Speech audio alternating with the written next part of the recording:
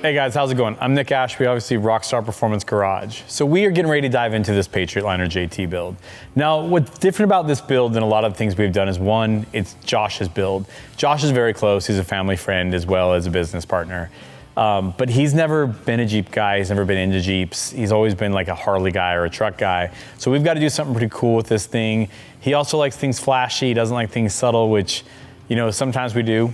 So we're gonna be tearing this thing apart and rebuilding it all the way up in true Rockstar style. Here at the shop, we have worked on a few JTs. We haven't worked on a diesel one. Nick brought back all of the Motobilt stuff for Josh's Jeep, and we laid everything out. We made sure we had everything, and then first place that it went was powder coat. The two colors that we went with were brushed aluminum and burnt toast. Burnt toast is more of like a textured powder coat, I guess you could say. And Josh wanted a gray, so we went with brushed aluminum. Stripping it was not too bad because it was new, so nothing was rusted, nothing was dirty. Strip down was pretty easy. I think we did it in about half a day. Cut myself. Oh, what? Boo-boos already? Oh man. Does it hurt? A little bit. Can you go on? I think so. Okay. Good luck. We'll be okay. Yeah, way quicker than I thought. I thought for sure the bed was going to take half a day in itself, but it was rather quick, rather efficient.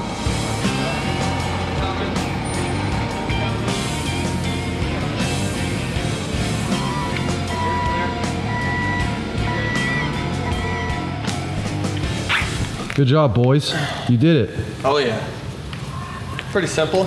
Where's the high five? Where are the hugs at? Where are the hugs? Where are the hugs and kisses, Get dude? over here. No kisses. Not today. Okay.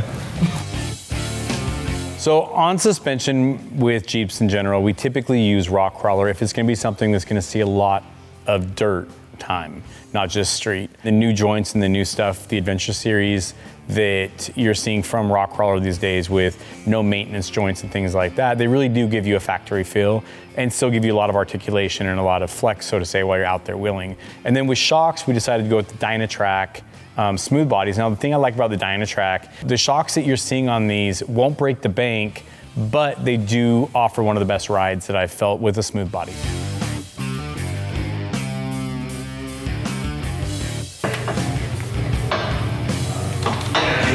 Okay, ready? Yep. That was all me. Yep, 100%. That was 100% Brandon. The rear was rather involved. Traditionally, we use the 4-link, but because this is a diesel, you cannot use the 4-link, so we did have to use the 5-link setup in the rear.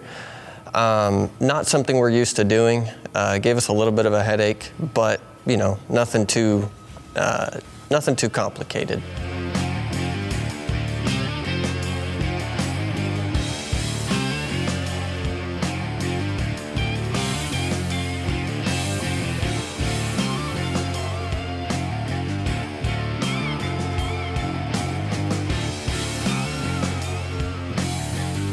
Tying in a lot of new companies that we're working with, like Motobilt. We're excited because this will be one of the first bed conversions we've done with them. So we got the bed assembled, and we had to disassemble it to take it to powder. So when we reassembled it, it was easier because we knew how it went, but there was a lot of bolts, and it is super heavy.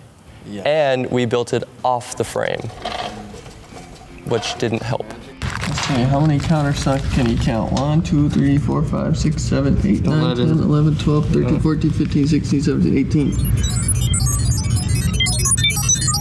That's more than I can count. Yeah.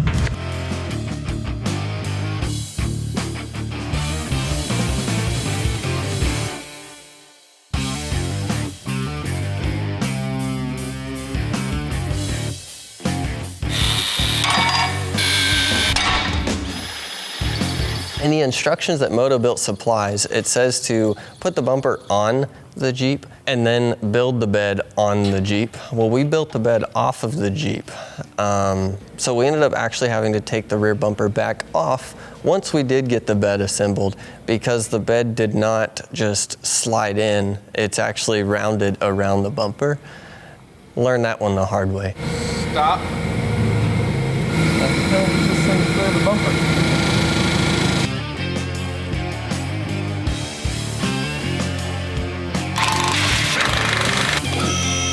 Yeah, once it was on the frame, it was simple. He was up top and I was on bottom, and it took a minute to install all six bolts. Six total bolts, hold it to the frame, super easy. This is the trick. Nut, balance the washer. You're gonna need some extensions. Some extensions and some willpower.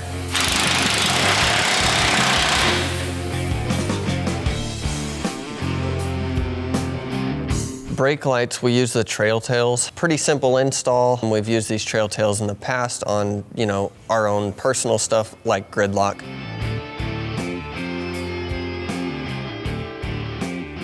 So while we were installing this, one thing that is crucial is to make sure that you have all of the parts before you start. So we actually ended up having to tear apart the rear again to put in the rear air, because Josh is going to be using this build for overlanding, so he's going to have a lot of weight in the rear of this Jeep. So with that, we did put air shocks inside the rear coils, so we had to tear the entire rear end back apart, put it all back together. So other than that, pretty simple install, pretty straightforward. So the trailer hitch is actually pretty simple. It's 4 holes, and you use the frame. Factory mounting holes in the frame. It's all bolt-on, and it comes with the trailer bracket, so if you still want to use, your plugins and lights and stuff like that, it has that. So on Josh's build, he decided to go with the Motobilt Tomahawk front bumper. This bumper does require you to cut the frame.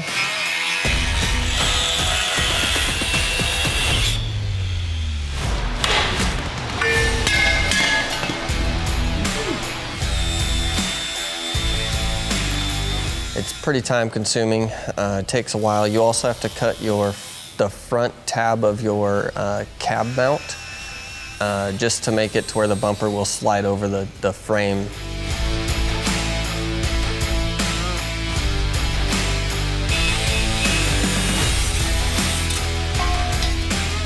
A huge part would be to not have the bumper powder coated before you start this. We ran into the problem with the powder coat. The extra thickness from powder makes it very complicated to get the bumper on and off the frame for fitting and marking holes and where to drill. So in order to get the bumper on and off, I actually had to hit it with a hammer. So I had to make sure to hit it, but not to scratch it. I used a 4x4 and a sledgehammer to get it on and off. I tried to dead blow. I tried multiple different ways, and it just was not cooperating. It made for a very long day that day.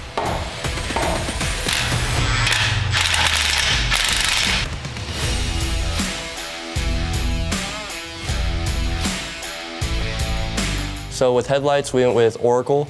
Very bright lights, definitely recommend. Oh yeah. Thanks, dude. Appreciate it. Just in case, forgot.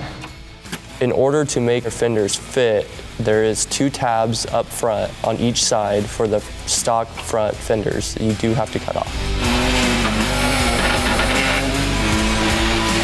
So for fenders and all that good stuff, what we did is we put it up there, we lined it up, then we marked it with a hole, and then after that you do your rib nuts, make sure all the rib nuts are good. Rib nuts are a pain if you don't do them correct, because they'll just spin.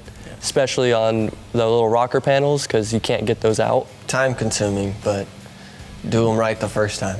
In order to make those inner fenders from Motobilt work, they actually send you a washer fluid reservoir to replace your factory one. It uses the factory pump, so electrical-wise, plug play, super simple.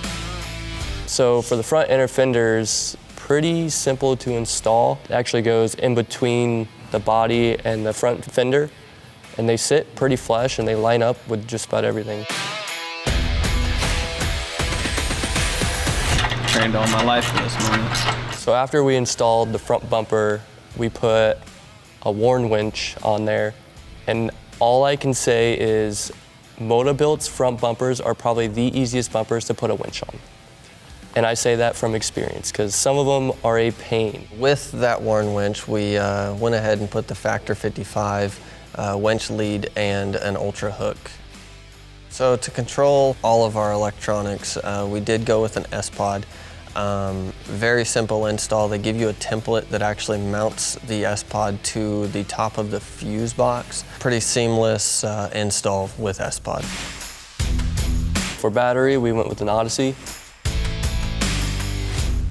On this build, we did go with a K&N intake.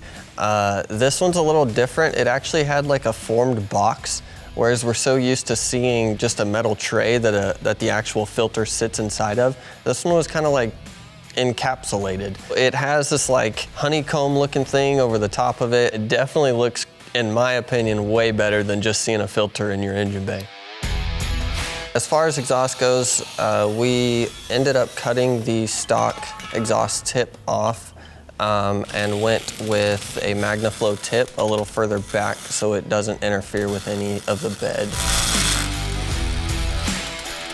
Running the Motobilt front bumper, you cut off the front sway bar mount, so you can no longer use the Rubicon electronic sway bar because it hangs below where the front bumper is now mounted. With that being said, we did have to put a RockJock front sway bar on this Jeep, something we did not think about when initially ordering parts, but we got it all taken care of in the end. On top of the Motobilt bed, we did do their bed rails, which give us lighting on the exterior. And then directly to those bed rails, we mount their Motobilt tire carrier. So in these bed rails, we did put the Baja Designs S2 Pros. They'll give us ample lighting on either side of the Jeep.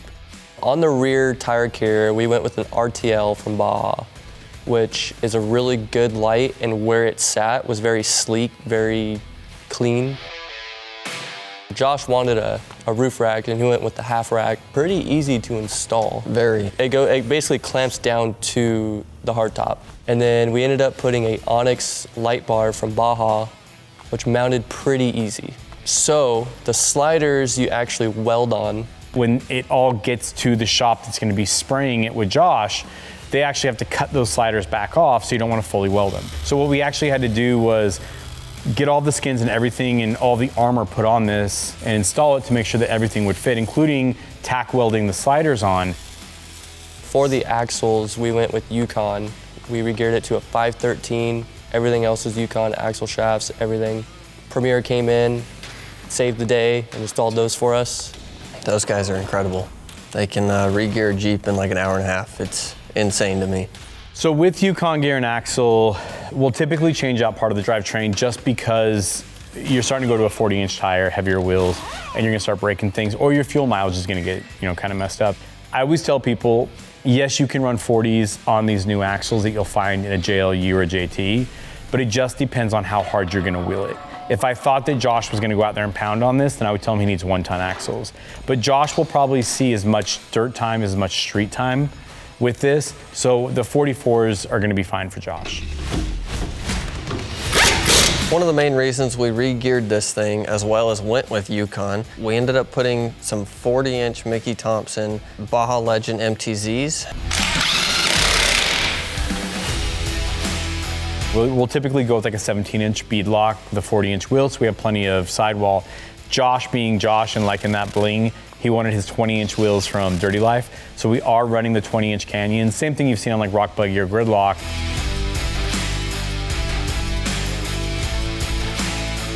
First Motobilt install, for me at least, was fantastic. Like the entire catalog of Motobilt. All of their instructions outline everything that you need to cut. Literally down to like the 1/8 of an inch if you're cutting from something else. All the measurements are true. All the bolts line up. That's a tough one in itself. I'm sure all your do-it-yourselfers know. One of the things that was kind of stressful about this build was Josh gave us a pretty aggressive deadline to get it done by. And at the same time, we had 30 installers coming to that location to spray this thing together as kind of a training thing. So we had to have this thing done, but it was kind of exciting to do because Josh was finally getting his build, which he's always wanted. I had to actually drive Josh's Jeep to Ohio right after we finished it. So it was about a 3-day drive, super tired. And once I got to Josh, he was pretty stoked on it. I'm glad it was you and not me. Wow. No thanks. I will definitely be excited to see where Josh actually takes this thing, or if he actually does take it anywhere besides the mall.